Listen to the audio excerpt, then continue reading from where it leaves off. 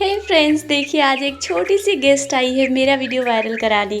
चलो, जब गेस्ट इतना स्पेशल हो तो क्राफ्ट स्पेशल तो होना चाहिए ना। आज हम इस गोल्डन वायर से बनाएंगे एकदम यूनिक इयररिंग्स। देखो, ये तो अभी से इंस्पेक्ट करने लग गई कि काम सही से चल रहा है या नहीं। अब वायर को हल्का सा राउंड बैंड करेंगे ताकि एक परफेक्ट फ्रेम तैयार हो जाए।